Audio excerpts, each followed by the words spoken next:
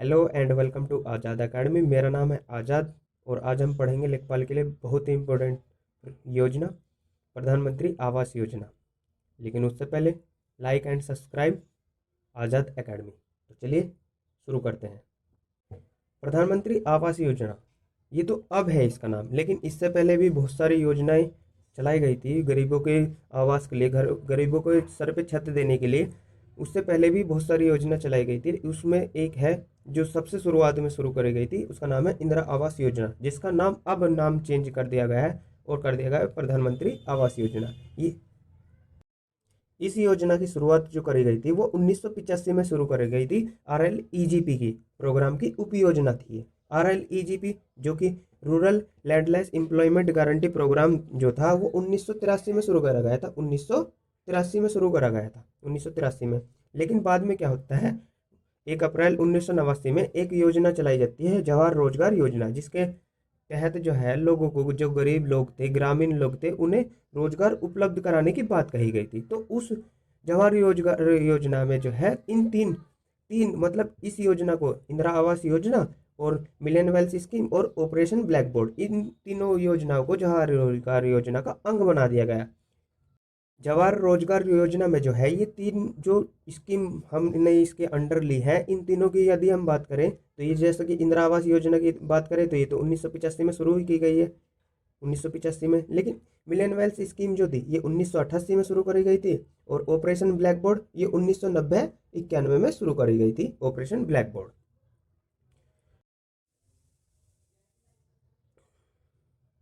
बढ़ते हैं आगे की तरफ। ये नोट पॉइंट दल रखा है सिर्फ इसलिए कि फुल फॉर्म आपको पता चल जाए। जैसे कि IAY की इंदिरा आवास योजना होगी, मिलियन वेल्थ स्कीम और ऑपरेशन ब्लैक बोर्ड।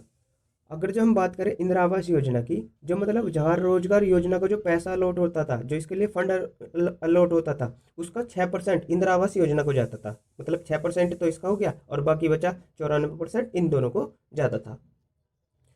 इस इस योजना के जो लाभार्थी थे वो शुरू में 1985 में तो ये शुरू हुई थी, इंदिरा आवास योजना 1985 में शुरू हुई थी। लेकिन 1993 तक जो है SC ST थे केवल लाभार्थी। लेकिन 1993 के बाद क्या करा, इसमें गैर SC ST जिनके पास BPL बिलो पॉवर्टी लाइन का जो राशन कार्ड होता है उन्हें भी इसमें शामिल कर लिया गया। 1 जनवरी 1996 को क्या करा, इस योजना को स्वतंत्र अलग बना दिया गया। मतलब इंदिरा आवास योजना से निकाल के इसे अलग, बिल्कुल अलग सेपरेट बना दी गई योजना। अगर जो इसमें खर्च की बात करें तो केंद्र और राज्य कितना कितना आह्वान करते थे, तो केंद्र इसमें 75% आह्वान करता था और राज्य इसमें 25%। अगर जो हम पूर्वोत्तर भारत की बात करें, पूर्वोत्तर मतलब ईस्टर्न साइड की बात करें, जिसमें नागालैंड, मिजोरम, मेघालय, मणिपुरा, त्रिपुरा ये आते हैं, उसकी बात करें हिलिंग एरिया की, तो उसमें जो है 90% तो था केंद्र का और 10% था राज्य का। इसमें दिव्यांगों के लिए 3% था, ठीक है। 40% गैर SC ST, जैसा कि मैंने अभी आपको बताया कि SC ST के लिए 1993 के बाद जो है इसमें लाभार्थी जोड़ दिए गए। लाभार्थियों को मकान स्वयं बनाना पड़ता था जिससे उन्हें खुद को रोजगार मिल सके। इसमें धुआं रहित चूल्हा मिलता था, नल मिलता था और शौचालय भी उपलब्ध कराया जाता था। न्यूनतम अगर जो हम बात करें कि कितनी जमीन चाहिए होगी घर बनाने के लिए, तो उसकी न्यूनतम घर बनाने के लिए चाहिए थी 20 वर्ग मीटर होनी चाहिए। यह योजना 1996 से लेकर, जैसे कि मैंने बताया है कि 96 में इसे अलग कर दिया गया था जवाहर रोजगार योजना से। 2005-06 तक जो है स्वतंत्र रही। 2005-06 के बाद जो है ना, 5-6 में एक योजना चलाई गई थी, भारत निर्माण कार्यक्रम, जिसके तहत जो है ना ग्रामीण इंफ्रास्ट्रक्चर को जो है सुधारा जाना था, मतलब उनका विकास करा जाना था। ग्रामीण अवसंरचना का विकास, इंफ्रास्ट्रक्चर जो बोलते हैं जिसे, उसका विकास करा जाना था। तो उस योजना के तहत इस योजना को ला दिया गया, उसके अंडर ला दिया गया। ये योजना जो थी भारत निर्माण कार्यक्रम, ये 4 वर्षों के लिए थी।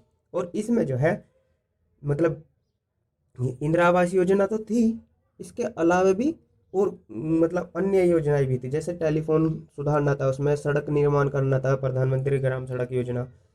और जो जैसे कि विद्युतीकरण हो गया, सिंचाई हो गया और पीने का पानी, ड्रिंकिंग वाटर, ये योजनाएं जो भारत निर्माण कार्यक्रम के अंतर्गत आती थी।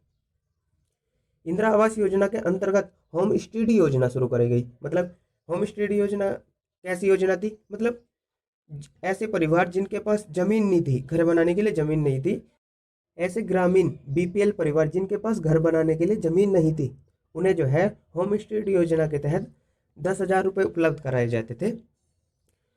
और 1 अप्रैल 2013 से ये जो 10,000 रुपये, जो पहले 10,000 रुपये मिलते थे, इन्हें 20,000 रुपये कर दिया गया। इसमें अगर जो केंद्र और राज्य की भागीदारी देखें तो वो 50-50% थी, मतलब 5,000 20।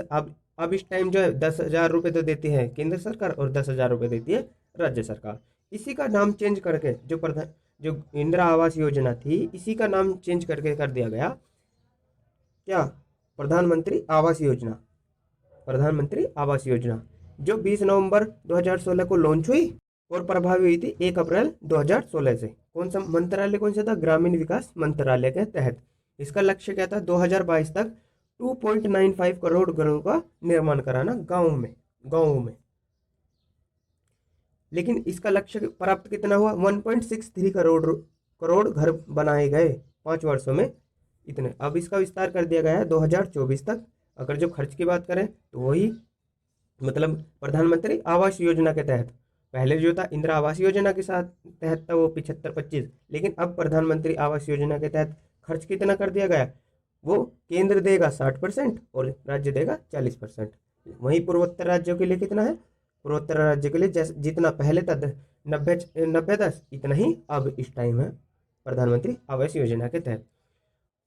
बात करते हैं इसके लाभार्थियों की, तो इसके लाभार्थियों को जो है ना डीबीटी के थ्रू डायरेक्ट बेनिफिशियरी ट्रांसफ़र करते हैं उसके, मतलब जितना जो फंड मिलता है उसके सीधे अकाउंट में आता है। जैसे कि समतल की बात करते हैं तो समतल पर 25 वर्ग मीटर ज़मीन पर उसे मकान बनाना पड़ेगा, उसके लिए उसे मिलेंगे 1,20,000 रुपये। और यदि यही मकान वो बनाना चाहता है पहाड़ी या दुर्गम स्थल पर, तो उसे मिलेंगे 1,30,000 रुपये, उसे इसी स्कीम के द्वारा मिलेंगे। लाभार्थी जो है इस स्कीम के थ्रू, मतलब अगर जो प्रधानमंत्री आवास योजना के तहत अगर जो घर बना रहा है अपना, तो उसे 70,000 रुपये तक का लोन भी मिल सकता है। और 90 से 95 दिन की उसे मनरेगा मजदूरी मिलेगी। ठीक है, मनरेगा मजदूरी भी उसे मिलेगी। इसके साथ ही फ्री गैस कनेक्शन जो उज्ज्वला योजना के तहत मिलेगा, और शौचालय उपलब्ध कराया जाएगा स्वच्छ भारत मिशन ग्रामीण के तहत। विद्युत कनेक्शन दिया जाएगा सौभाग्य योजना के तहत। ठीक है, लाभार्थी का चुनाव कैसे होगा, लाभार्थी का जो चुनाव होगा वह 2011 की जो जनगणना हुई थी, वो सामाजिक और आर्थिक और वह जातिगत जनगणना हुई थी, उसके तहत जो है ग्राम सभा द्वारा किया जाएगा।